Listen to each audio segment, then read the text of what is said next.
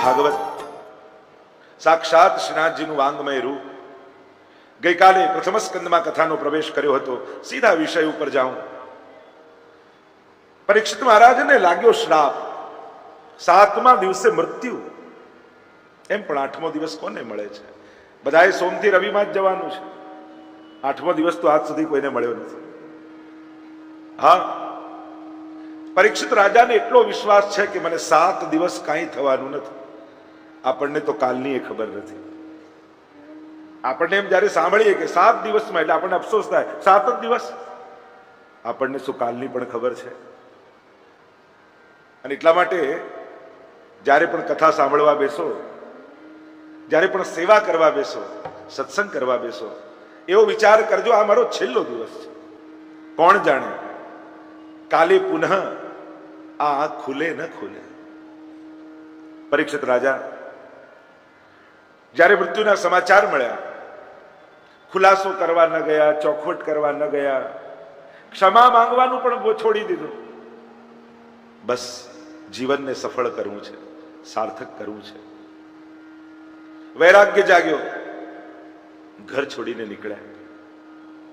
મનમાં ભાવ હતો કોઈ સદગુરુ મળે, કોઈ ગુરુ કૃપા થાય. કે આધ્યાત્મિક જગતની એક વિધા એવી છે, ભગવત કૃપા પહેલા ગુરુ કૃપાની આવશ્યકતા હોય છે. અને જેના પર ગુરુ કૃપા થાય એ જ ભગવત કૃપાને જીરવી શકતો હોય છે. શોધમાં ચાલ્યા, અને જે દિવસે અંતઃકરણમાં હૃદયથી એમ થાય કોઈ સદગુરુ મળે.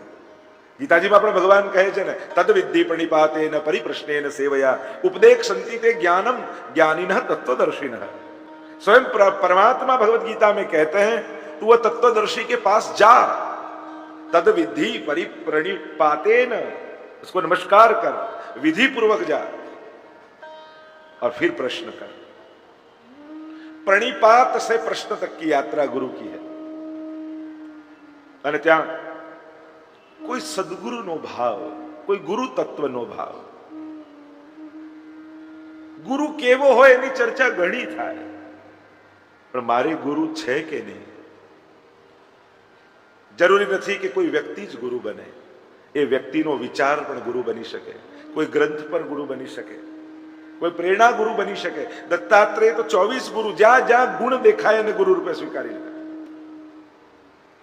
સર્વ ગુણ સંપન્ન મળનારા વ્યક્તિઓ ઘણીવાર ઓછા હોય, પણ આપણે ગુણગ્રાહી થઈ જઈએ ને તો દરેક જગ્યાએથી ગુણ શોધી શકીએ છીએ. કોઈ ગુરુ પાસે જઈને તમે આવ્યા ને પરિવર્તન ન થયું, ત્યારે ગુરુમાં ભૂલ ન શોધતા વિચાર એ કરજો કે હું સાચો શિષ્ય બનીને નહોતો ગયો. જો શિષ્યત્વ સાચું હશે તે ગુરુત્વ અસર કરશે. કારણ કે ગુરુત્વ એ ભગવાનનો ધર્મ છે. વ્યક્તિઓ તો નિમિત્ત હોય છે. બ્રહ્મ સંબંધ પણ જે આપવામાં આવે છે મહાપ્રભુજી જ આપે છે. આજે પણ મહાપ્રભુજી બ્રહ્મ સંબંધ આપે છે, અને વૈષ્ણવની ભીતર રહેલા દમલાજી જ એ ગદ્ય મંત્રનું સ્મરણ કરે છે. આ તો આપણે લોકો એમ કે તારું આ ઘર, મારું આ ઘર, તારી આ ગાદી, તારી આ ગાદી. નાના હતા ત્યારે ઘર ઘર રમીએ, બરાબર છે. મોટા થઈને રમો છો આ ઘર ને પેલું ઘર, ઘર ઘર જ. અરે રહ્યો મોહે શ્રી વલ્લભ ઘર ભાવે. આપણે ત્યાં બે જ ઘર છે, એક નંદ ઘર અને બીજું શ્રી વલ્લભ ઘર. આ બે જ ઘર, અને એ બે ઘરમાં જ પ્રવેશ કરવાનું છે. જે વલ્લભના ગૃહે પ્રવેશે, વલ્લભ એને નંદ ઘરમાં પધરા મોકલી દે છે. બસ આ બે જ ઘર છે. અને એટલા માટે બંને એટલી ભેદ બુદ્ધિઓ ઓછી કરતા જાઓ. આપણા બધાની દ્રષ્ટિ જો મહાપ્રભુજી પ્રત્યે રહેશે ને તો આ બધા જ આપણા છે એવો ભાવ આવશે. અને જુદા જુદાપણાનો ભાવ તો તારું તો આ ને મારું, લોકો તો ઠાકોરજી વેચી લે. તારા તો આ મથુરાધીશ, મારે તો દ્વારકાધીશ, તારા તો ગોકુલનાથજી, મારા ચંદ્રમાજી. અરે આ બધા ગુસાઈજી ને મહાપ્રભુજીના જ ઠાકોરજી છે. 84-252 ના ઠાકોરજી છે. કમથી કમ ઠાકોરજીને તો છોડો. ઘણી વાર ગુરુજનોને તો વાંટી લઈએ છે, ઠાકોરજીને વાંટી લે છે લોકો. અરે આ બધા શ્રીનાથજીના જ તો સ્વરૂપો છે. એ જ નિકુંજ નાયક શ્રીનાથજી, એ જ મથુરાધીશ રૂપે છે. તમે આખી ભાવના સાથે સ્વરૂપ શ્રીનાથજીમાં બિરાજે છે. આપણે જે ભાવના જોઈએ છે તો મથુરાધીશની ગોળ પીઠિકા, તો શ્રીનાથજી બાબાની ગોળ કંદરા છે ને, એ ગોળ કંદરા જોઈને આપણને મથુરાધીશ યાદ ના આવે. બીજું સ્વરૂપ શ્રી વિઠ્ઠલનાથજીનું, બંને હાથ કમર પર, નાથ દ્વારા જાઓ તો દર્શન કરો. તો શ્રીનાથજીનો જમણો હાથ મુઠ્ઠીવાળો કમર પર જુઓ તો તમને વિઠ્ઠલનાથજીનું સ્મરણ ન થાય. શ્રીનાથજીની ચોરસ પીઠિકા તો દ્વારકાધીશનું સ્મરણ ન થાય. શ્રી ગોકુલનાથજી ઊંચો હાથ કરીને બિરાજ્યા તો શ્રીનાથજી બાબાનો ઊંચો હાથ જોઈએ તો ગોકુલનાથજીનું દર્શન ન થાય. ગોકુલ ચંદ્રમાજી શ્રીનાથજી બાબાના બે કુંડળવાળા મુખારવિંદના દર્શન કરો તો ગોકુલ ચંદ્રમાજીના દર્શન થાય. છઠ્ઠું સ્વરૂપ બાલકૃષ્ણલાલજી શ્રી શ્રીનાથજી બાબાના ચીબુકના ઠોડીના દર્શન કરો તો તમને બાલકૃષ્ણલાલજીનું સ્મરણ ન થાય. મદન મોહનલાલજી શ્રી શ્રીનાથજી બાબા બે સ્વામીજી સાથે જેમ બિરાજી રહ્યા છે એમ શ્રીનાથજી બાબાના બંને કુંડળા તો મુખારવિંદમાં ચંદ્રમાજી બંને કુંડળ સહિત મદન મોહનલાલજી તો અનેક અનેક ભાવો આપણે ત્યાં શ્રીનાથજીના જ આ બધા સ્વરૂપો છે. સકળ વ્રજમાં પોઢિયા વાલા કરે વિવિધ રસદાન એ લીલા મારે મન વસો જે ભક્ત માંગે માનજે. જ્યારે પુષ્ટિ ભક્તિ ત્યારે જ ફલિત થઈ કહેવાશે કે તમને જુદા જુદા સ્વરૂપ નહીં એ જ શ્રીનાથજી જુદી જુદી લીલા કરતા દેખાશે ત્યારે માનજો કે હવે પુષ્ટિ માર્ગ ફલિત થયો. જ્યારે દરેક વલ્લભ કુલમાં વલ્લભના દર્શન થશે ત્યારે માનજો કે હવે મને પુષ્ટિ માર્ગ ફલિત થયો. ભેદ બુદ્ધિઓને ઓછી કરો. એક જ સ્વરૂપ જુદા જુદા સ્વરૂપે લીલા કરી રહ્યું છે, ક્રિયા કરી રહ્યું છે, એ ભાવ સ્થિત કરો. વ્યક્તિઓને જોશો તો વંટાઈ જશો, વલ્લભને જોશો તો એક થઈ જશો. અને એટલા માટે શ્રી મહાપ્રભુજીની ઝાંખી કરી શ્રી વલ્લભને જોઈ આપણો ભાવ દ્રઢ કરો. અન્ય વિચાર માત્ર અન્ય આશ્રય છે. વલ્લભ સિવાયનો કોઈ વ્યક્તિ તરીકેનો વિચાર આવવો એ જ લૌકિકતા છે. લૌકિકતા છે શું? અલૌકિકતા મટીને લૌકિક વિચાર, એ જ લૌકિકતા. વલ્લભ ન જોઈ કોઈ વ્યક્તિ રૂપે ઓળખવા એ જ લૌકિકતા છે. શ્રીજી ન જોઈ કોઈ જુદા રૂપે જોવા એ જ લૌકિકતા છે. જ્યાં ભેદ છે ત્યાં ભાવ નથી, અને જ્યાં ભાવ છે ત્યાં ભેદ નથી હોતો. જે વિભક્ત નથી એ જ ભક્ત છે. જેની ભક્તિ સમગ્રતાને સ્વીકારે છે એ જ વૈષ્ણવતા છે. એ ચર્ચા આપણે મૂળ કરી રહ્યા છીએ. પરીક્ષિત મહારાજને ભીતરમાં કોઈ સદગુરુની પ્રાપ્તિની ઈચ્છા થઈ. ચાલ્યા છે, ઋષિ મુનિઓને પૂછે છે 7 દિવસ છે, મારો ઉદ્ધાર થઈ શકે? મુનિઓ કહે અમે હજારો વર્ષોથી તપ કરીએ છીએ, અમારો ઉદ્ધાર નથી થયો તો 7 દિવસમાં તારો ક્યાંથી થાય? પણ જ્યારે અંતઃકરણમાં એમ થાય ને કોઈ સાચો સદગુરુ મળે ત્યારે ભગવાન જ ગુરુ રૂપ ધારણ કરીને સામે પ્રગટ થઈ જતા હોય. તત્ર ભવદ ભગવાન વ્યાસ પુત્રો, વ્યાસ પુત્રની સાથે ભગવાન શબ્દ જોડો. ભગવાન જ સુખદેવજી સ્વરૂપે પ્રગટ થઈ ગયા. આજાન બાહુ છે, લાંબા લાંબા કેશ છે, વિશાળ વક્ષસ્થળ છે, કમળની પાંખુડી જેવા નેત્ર છે, અને એને જોતા જ એમ લાગ્યું આમના હાથે જ મારો ઉદ્ધાર લખાયો. ગુરુ એ જ છે જેને જોતા જ એમ લાગે મારો ઉદ્ધાર આના હાથે લખાયો. એટલે ગુરુમાં 3 લક્ષણ જોઈએ. ગુરુ સમદર્શી હોવો જોઈએ, બધા પ્રત્યે સમભાવ. ગુરુ પારદર્શી હોવો જોઈએ, આર પાર દેખાયો. અને ત્રીજું, ગુરુ દૂરદર્શી હોવો જોઈએ. ભવિષ્યમાં શું થવાનું છે, કેવો સમય આવવાનો છે, જીવ જાણી શકતો નથી, પણ ગુરુ અગાઉથી ચેતવે છે. એટલે જ આપણે ત્યાં ગુરુ કૃપા દ્વારા ભગવત પ્રાપ્તિ કહી છે. એમાં કોઈ વ્યક્તિની મહત્તા નથી વધારી. અરે રાસમાં એક હાથ ગોપીઓએ ઠાકોરજીનો પકડ્યો છે અને તોય મનમાં મદ આવી ગયો. તો વિચાર કરો, આપણો હાથ છૂટે તો હજારો જન્મોના અંતરાય થઈ ગયા. કેટલી બધી સંભાવના છે એ અહંકારની, ક્રોધની, લોભની, દ્વેષની. રાસમાં શરદ પૂર્ણિમાની રાત્રિમાં વૃંદાવનની મધ્યમાં ભગવાનનો હાથ પકડ્યો છે, છતાંય મદ આવે તો સાધારણ જીવનું શું કજું? એટલે જ હું તો કહું કે એક હાથ જો ઠાકોરજીનો પકડ્યો હોય તો બીજા હાથથી ગુરુના ચરણ પકડી રાખવા, જેથી જીવનમાં ક્યારે અહંકાર ના આવે. જેને ગુરુના ચરણ પકડ્યા છે એ ગુરુ કૃપાથી ક્યારે ભગવદ હસ્ત છૂટતો નથી. અહીંયા સુખદેવજીને આવતા જોયા, દોડતા પરીક્ષિત મહારાજ ચરણોમાં પડ્યા છે. 2 પ્રશ્નો કર્યા. પહેલો પ્રશ્ન એ કર્યો કે જીવ માત્રના કલ્યાણનો ઉપાય શું? પહેલો પ્રશ્ન સમષ્ટિગત પૂછ્યો, પ્રત્યેક જીવના કલ્યાણ. અને બીજો પ્રશ્ન કર્યો, જેનું મૃત્યુ નિકટ હોય એને શું કરવું જોઈએ? 2 પ્રશ્નો કર્યા. અહીંયા સુખદેવજી કથાને વિરામ તરફ લઈ જાય છે પ્રથમ સ્કંદની. અને અહીંયા પરીક્ષિત મહારાજના પ્રશ્નથી પ્રથમ સ્કંદનો વિરામ થાય છે. દ્વિતીય સ્કંદ એ સાધન લીલા છે. જેવો અધિકાર એવી સાધનમાં રુચિ. સુંદર ચર્ચા કરી છે ને. પ્રશ્ન સાંભળીને સુખદેવજી ખૂબ પ્રસન્ન થયા છે. પ્રશ્ન પણ એવા પૂછો કે ગુરુને પણ ભગવાનનું સ્મરણ થાય, એને પણ પ્રભુનું ચિંતન થાય, એવી જિજ્ઞાસા અભિવ્યક્ત કરીએ એ શ્રેષ્ઠ જિજ્ઞાસા છે. પણ હા, જીવ કોને કહેવા જાય? પોતાના જીવનમાં આવેલા દુઃખો, તકલીફો, મૂંઝવણો કોની આગળ દિલ ખોલે? જો આજે સમાજમાં એવી બહુ ઓછી જગ્યાઓ બચી છે જ્યાં દિલની વાત કરી શકાય, જ્યાં દિલ ખોલી શકાય. કારણ કે મોટા ભાગના લોકો તો મજાક કરે, થયો ને દુઃખી, અમે તો જાણતા હતા આ જ લક્ષણનો છે. લોકો પોતા બીજાના દુઃખને પણ મજાક બનાવી દે છે. આજે સમાજમાં એવી જગ્યાઓ જ નથી રહી જ્યાં માણસ હૃદય ખોલીને વાત કરી શકે.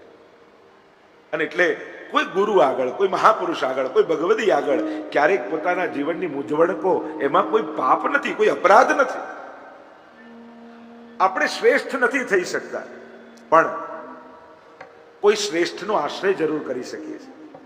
તો ઘણીવાર ભગવાનમાં ઘણા ન માનતા હોય, કદાચ તમે ભગવાનમાં ન માનતા હો, પણ ભગવાનને જે માને છે એને માનવા લાગો ને તોય કૃપા ઠાકોરજીની થઈ જાય.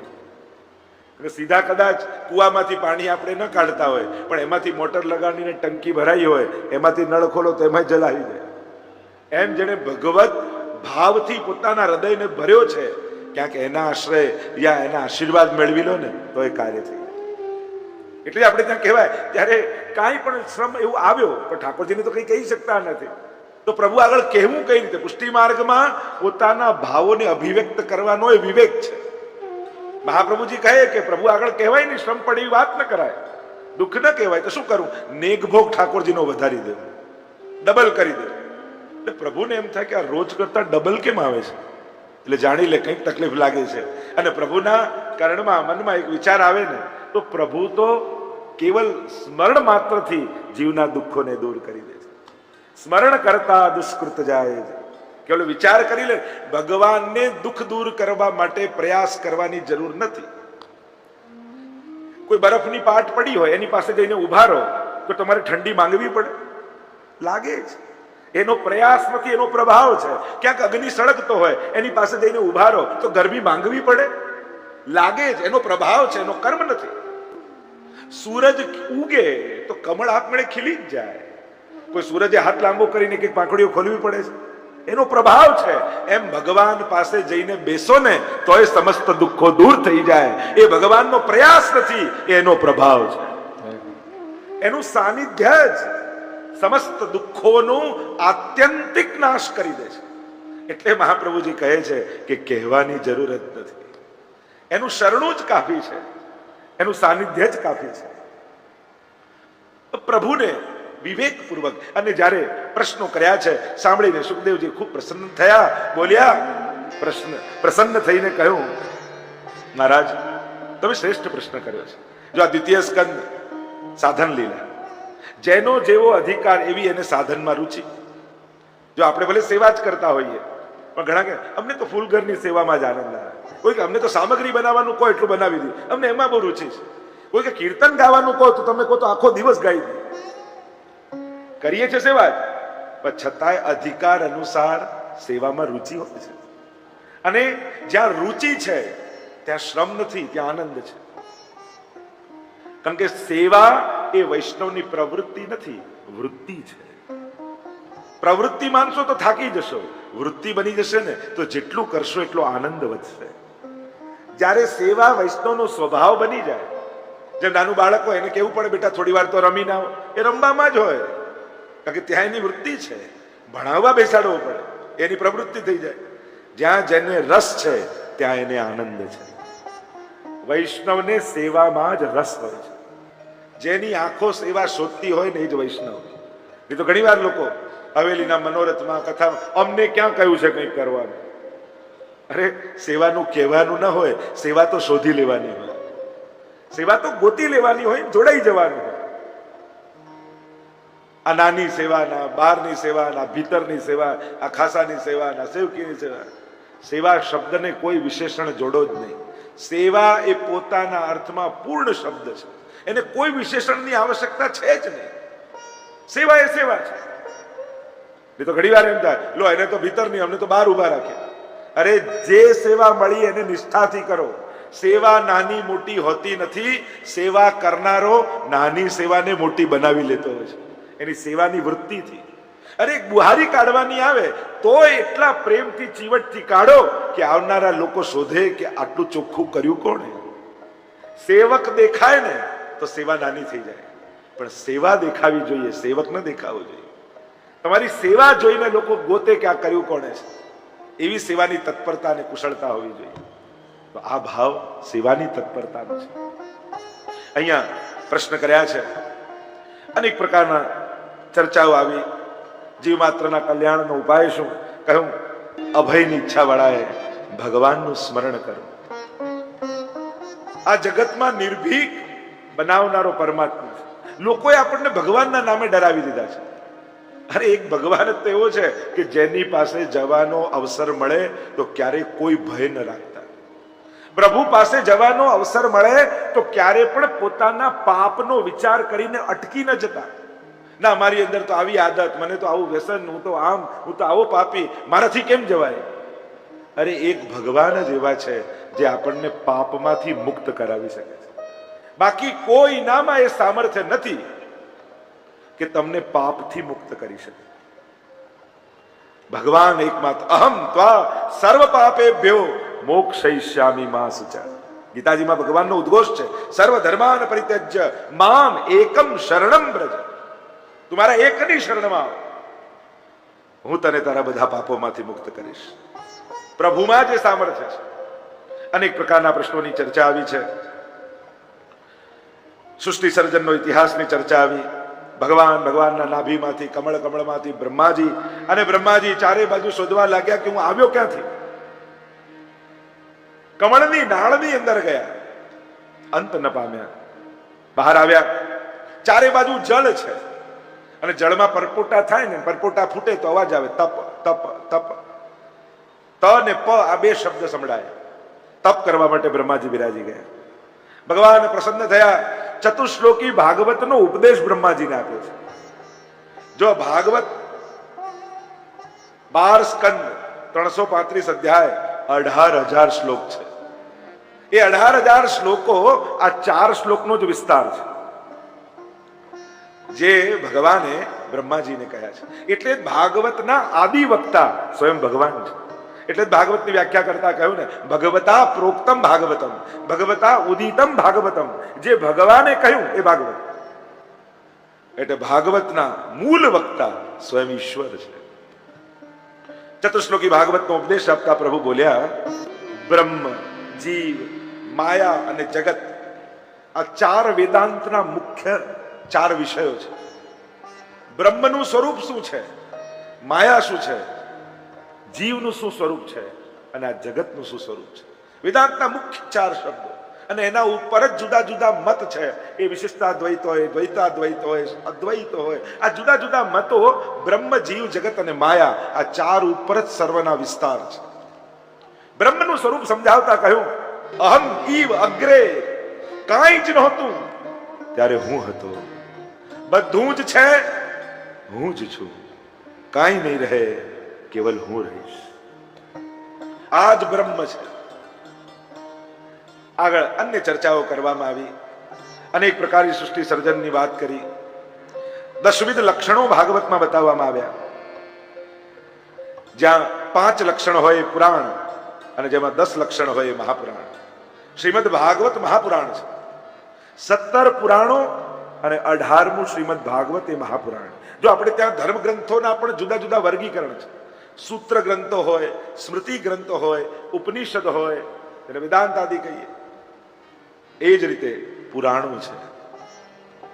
અને પુરાભવમ, કે ઘણીવાર તો મત એવો છે કે અતિ પ્રાચીન છે પુરાણ. પંચમ વેદ જેને કહેવામાં આવે છે. 10 લક્ષણ બતાવ્યા. અને 10 લક્ષણનું વર્ણન કરતા સુખદેવજી બોલ્યા, સર્ગ લીલાથી આશ્રય લીલા સુધી આ 10 લક્ષણ શ્રીમદ ભાગવતના છે, જેમાં 10 લીલાઓ નું વર્ણન કરવામાં આવ્યું છે. એટલે કે ત્રીજા સ્કંદથી સર્ગ લીલા શરૂ થશે, સર્ગ વિસર્ગ, અને અનુક્રમે 12મો સ્કંદ એ આશ્રય લીલા છે. શ્રી કૃષ્ણમ પરમાનંદમ દશ લીલાયુતમ સદા સર્વભક્ત સમુદ્ધારે વિસ્ફુરંતમ પરમ ગુમ. શ્રી મહાપ્રભુજી પણ વંદન કરતા કહે છે દશ લીલાયુતમ સદા. કોઈ પૂછે ઠાકોરજીની કઈ કઈ લીલાઓ, તો કે દાન લીલા, માન લીલા, હોરી લીલા. અરે આ બધી લીલાઓ તો એક નિરોધ લીલાને અંતર્ગત છે. પ્રભુની મુખ્ય 10વિધ લીલાઓ છે. લીલા કોને કહેવાય? અનાયાસેન હર્ષાત ક્રિયમાણ ચેષ્ટા સલીલા. જીવ કર્મ કરે છે, ભગવાન લીલા કરે છે. જ્યારે જેનું કોઈ ઇન્ટેન્શન ન હોય, કેવલ આનંદની અભિવ્યક્તિ હોય, એ જ લીલા છે. 10વિધ લીલાઓનું વર્ણન સર્ગ લીલાથી તૃતીય સ્કંદમાં શરૂ થશે. છેલ્લી લીલા આશ્રય લીલા 12મા સ્કંદમાં, જે શ્રીનાથજી બાબાનો ઊંચો ઉઠેલો હાથ છે એ આશ્રય લીલા છે. શ્રીનાથજી બાબા પોતાના શરણમાં બોલાવી રહ્યા છે, આવ આવ આવ. અને તમે શરણમાં જાઓ તો શ્રીનાથજી શું આપે? નાથ દ્વારા જાઓ તો બોક્સમાં શું લઈને આવો છો? ઠોર. વ્રજ ભાષામાં ઠોરને કહેવાય સ્થાન. યાહી ઠોર રીજો. એટલે શ્રીનાથજીની પાસે જાઓ તો શ્રીનાથજી બાબા પોતાના ચરણોમાં સ્થાન આપે છે, અને એવું સ્થાન આપે કે ક્યારે તૂટે જ નહીં ને છૂટે જ નહીં. આપણે ત્યાં સત્યનારાયણનો શીરો નથી કે સીધો ગળી જવાય. અહીંયા તો શ્રીજીનો ઠોર છે, તોડવા જાઓ તો દાંત તૂટે, ઠોર ન તૂટે. હરિનો માર્ગ છે સુરાનો, નહીં કાયરનું કામ જો. પ્રથમ પહેલા મસ્તક મૂકી, વળતી લેવું નામ જો. આ તો શ્રીનાથજીનો આપણે ખાંડાની ધાર પર ચાલવાનો માર્ગ છે. હા, પુષ્ટિ માર્ગ એ શીરા જેવો નથી કે સીધો ગળી જાવ. આ તો ઠોર જેવો છે. એને ચવાવવા માટે તાકાત જોઈએ, એને પચાવવા માટે તાકાત જોઈએ. એવી આ પુષ્ટિ ભક્તિ છે. અહીંયા જે ચર્ચા કરી છે આશ્રય લીલા 12મો સ્કંદ. એટલે જો સત્સંગ પૂરો થાય એટલે આપણે કયું પદ ગાઈએ પૂરું કરવા? આશ્રયનું પદ કહીએ. તો આશ્રયનું પદ સત્સંગને પૂરું કરવા માટે નથી, સત્સંગને પૂર્ણ કરવા માટે છે. કારણ કે સત્સંગ થકી જો આશ્રય સિદ્ધ ન થયો ત્યાં સુધી સત્સંગ અધૂરો જ છે. એટલે એને પતાવવા માટે, એને પૂરું કરવા માટે ન માનતા, એને પૂર્ણ કરવા માટે આશ્રય પદ છે. કે સત્સંગ કર્યા બાદ પ્રભુના ચરણોમાં મારો આશ્રય સિદ્ધ થયો, વલ્લભના ચરણોમાં આશ્રય સિદ્ધ થયો, તો મારો સત્સંગ પરિપૂર્ણ થયો છે. એટલે જ્યારે આશ્રય પદ ગાઓ એટલે બધાના મનમાં શું આવે? હવે પત્યું, જો આશ્રયનું પદ ગવાય છે. પતાવવા માટે નથી, હૃદયમાં પહોંચાડવા માટે છે. કે જે 2 કલાક સત્સંગ કર્યો એ હૃદયમાં ઉતરી જાય, એના માટે આશ્રય છે. તો 12મો સ્કંદે આશ્રય લીલા. દ્વિતીય સ્કંદને વિરામ આપીએ, પ્રવેશ કરીએ તૃતીય સ્કંદની લીલામાં, સર્ગ લીલા. સર્જનમ સર્ગ. વિવિધ પ્રકારનું સર્જન પરમાત્મા કરે છે. આ જે કાંઈ પણ દેખાય છે એ પરમાત્મા દ્વારા સર્જિત છે. એ જ ભગવાનની સર્ગ લીલા છે. મહાપ્રભુજી 2 પ્રકારનો સર્ગ બતાવે છે, બંધ સૃષ્ટિ અને મુક્ત સૃષ્ટિ. દૈવી સર્ગ અને આસુરી સર્ગ. આ બંને પ્રકારના જીવો દુનિયામાં છે જ. સીધી સાદી ભાષામાં કહું તો આ દુનિયા ક્યારે પણ પૂરેપૂરી બગડી જવાની નથી, અને આ દુનિયા પૂરેપૂરી ક્યારે સુધરી જવાની નથી. દૈવી પણ છે અને આસુરી પણ છે. બંને પ્રકારની સૃષ્ટિ છે. આ જગતમાં જે વૈવિધ્ય દેખાય છે એ ભગવાનની ભૂલ નથી, ભગવાનના સર્જનનું સૌંદર્ય છે. એકોહમ બહુશ્યામ પ્રજાય. એકમાંથી અનેક. જો એક સરખા જ બનાવવા હોત તો પછી અનેક બનવાની જરૂરત જ શું છે? અનેક બનવાની આવશ્યકતા યા એની વિશેષતા ત્યારે જ થાય જ્યારે વૈવિધ્ય હોય. એટલે પ્રભુએ વિવિધતા પ્રગટાવી છે. એટલે પોતાના કરતા કોઈ જુદું દેખાય તો એને પોતાનો વિરોધી ન માની લો. એનો વિચાર જુદો છે. અને દરેકના વિચાર હોય, દરેક બુદ્ધિમાનના પોતાના વિચાર હોય. એટલે કોઈ પોતાનો વિચાર અભિવ્યક્ત કરે એનો વિચાર છે. મોડર્ન સમાજ એને જ કહેવાય. મોડર્ન થવાથી, કોઈ ટૂંકા વસ્ત્રો પહેરવાથી કે ડિજિટલ વસ્તુ વાપરવાથી એનાથી કોઈ થોડા મોડર્ન થઈ જવાય છે. મોડર્ન આધુનિકતા એક વિચારધારા છે કે તમે એટલા આધુનિક છો કે તમારાથી વિરોધની કોઈ વાત કરે તો એ વાતને પણ ખેલદિલીપૂર્વક સ્વીકારી શકો છો. તમારા કરતા ઘરમાં જુદો કોઈ વિચાર પણ લોકોનો હોઈ શકે છે. તમે એટલા આધુનિક છો. આધુનિકતા એને કહેવાય કે જ્યાં પ્રગતિશીલ સમાજ છે. ઘણા લોકો એવા છે જેને લાગે જૂનું હતું એ જ બધું સારું. અને ઘણા લોકો એમ બોલે ને કે અમારા વડીલોએ આ અમારા જમાનામાં તો ક્યારે બોલવું જ નહીં. એનો અર્થ એ થાય કે તમારો જમાનો પૂરો. શું ઉંમર મોટી થવાથી તમે સમાજના કોઈ કામના નથી, તમે એ સાબિત કરવા માંગો છો? આવી ભૂલ ક્યારેય ન કરે, નહીં તો ખરેખર ઘરમાં વધારાના થઈ જશે. આ પણ તમારો જ જમાનો છે. એવું કેમ માનો કે શરીર ચાલે ત્યાં સુધી જ આપણો સમય? અરે આપણા વિચાર છે, આપણી ઈચ્છાઓ છે, આપણી કામનાઓ છે. અને આ સમાજ પણ ઘણી વાર એવો થઈ જાય ને કે થોડી ઉંમર મોટી થાય એટલે એની બધી મજા બંધ કરાવી દે. હવે આ ઉંમરે જઈને શું કરવું છે, હવે આ ઉંમરે ખાઈને શું કરવું છે, હવે આ ઉંમરે સાંભળીને શું કરવું છે, એમ કરી કરી બિચારાને એવા કરી નાખે. સ્વસ્થ સમાજ એ છે જે સમાજમાં વડીલો પ્રસન્ન હોય. જ્યાં વડીલો પ્રસન્ન રહેતા હોય એ જ પ્રગતિશીલ સમાજ છે. અને દરેકની ઈચ્છાઓ છે, દરેકની કામનાઓ છે. અને ઉંમરે અને સમયે સમયે માણસના વિચારો બદલાય છે. નાનપણમાં જે ઢીંગલાથી રમતા ઢીંગલીથી એ તમે હવે જુઓ તો તમને હસવું આવે, આમાં શું મજા આવતી? પણ એ સમયે કોઈ હાથમાંથી લઈ લે તો રડવા લાગતા. માણસની સમજ બદલાય છે. અને એટલા માટે ભગવાને જે સર્જન કર્યું છે એ વૈવિધ્યપૂર્ણ છે. અને એટલે જ સુંદરતા છે. વિચાર કરો, દુનિયામાં પીળો જ રંગ હોત તો આખી દુનિયા કેવી લાગે? જુદા જુદા રંગો સૌંદર્યને વધારે છે. અહીંયા સર્ગ લીલાનું વર્ણન કર્યું છે. ભગવાને નિર્ધાર કર્યો કેમે કરીને મારે કૌરવ અને પાંડવોને લડવા દેવા નથી. અને છેલ્લે ભગવાન કહે હું પોતે દૂત બનીને જઈશ અને દુર્યોધનને સમજાવીશ. ઘણા લોકો એમ કે ભગવાને યુદ્ધ કર્યું. ભગવાને તો પ્રયાસ છેલ્લી ઘડી સુધી કર્યા કે યુદ્ધ ન થાય, અને દૂત બનીને ભગવાન હસ્તિનાપુર પધારે છે. વિદુરજીનું અપમાન કરી દુર્યોધને કાઢી મૂક્યા છે. વિદુરજી પોતે મહેલ છોડીને જતા રહ્યા છે. યમુનાજીના કિનારે કુટિયા બનાવીને રહે છે. કહેવાય છે કે જે સમયે વિદુરજીએ ઘર છોડ્યું એ સમયે કૌરવોનું સઘળું પુણ્ય લઈને વિદુરજી જતા રહ્યા.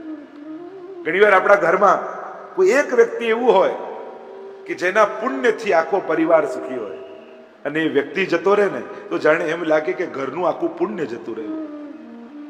આપણા વડીલો ભલે બીજું કાંઈ ન કરતા હોય પણ સોફામાં બેઠા બેઠા માળા ફેરવતા હોય ને તો ભાવ એવો રાખજો કે મારી મહેનતથી સુખી નથી, આ માળા ફેરવીને બા જે પુણ્ય ભેગું કરે છે ને એનાથી અમારો પરિવાર સુખી છે. કારણ તમે ધન લાવો છો, વડીલો એને લક્ષ્મી બનાવે છે.